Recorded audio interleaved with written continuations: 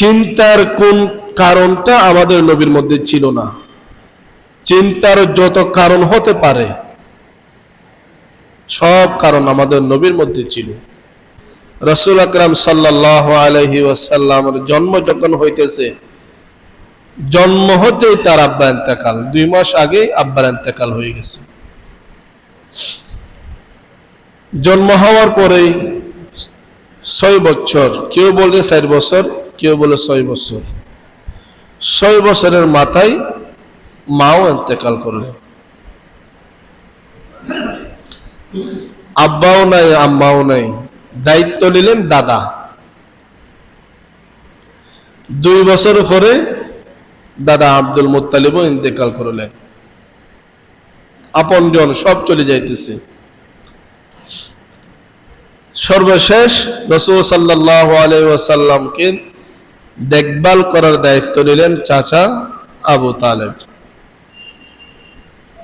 তিনি বাহির থেকে রাসূলকে দেখভাল করেন, শক্তি যোগান। আর পরিবার থেকে যিনি শক্তি যোগান তিনি হলেন আম্মা জান খাদিজাতুল কুবরা রাদিয়াল্লাহু তাআলা আনহা। তারা মোটামুটি রাসূলকে সান্ত্বনা দিচ্ছে, রাসূল একটু একটু দ্বীনের দাওয়াত দিতেছে।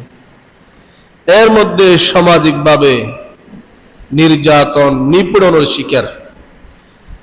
দাওয়াত দিতে দিতে যখন 10 বছর দাওয়াত দিল, 10 বছরের মাথায় গিয়া চাচা আবু তালেব ইন্তেকাল করলেন।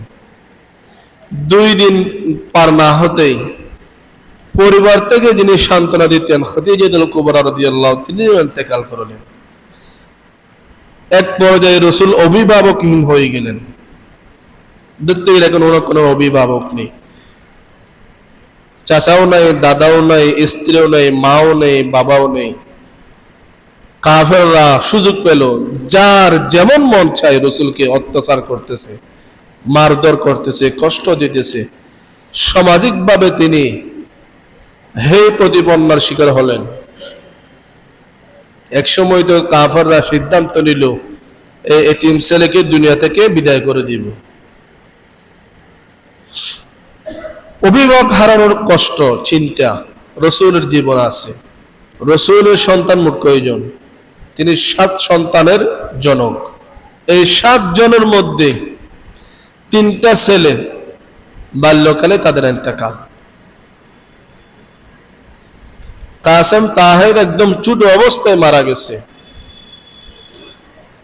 আর মারিয়া কিবতিয়া রাদিয়াল্লাহু তাআলা আনহা থেকে যে সন্তান মক্কা বিজয়ের বছর, এটাও মারা গেছে। 2.5 বছর নাকি একটু বেশি, যখন ছেলে একটু একটু হাঁটে, বাবার আঙ্গুল ধরে হাঁটে, সন্তানের প্রতি বাবার মহব্বত বেশি হয়।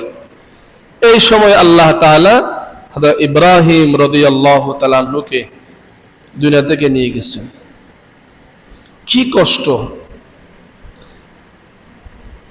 সন্তান হারানোর বেদনা এই পৃথিবীতে বাবা ছাড়া আর কেউ বলতে পারে না।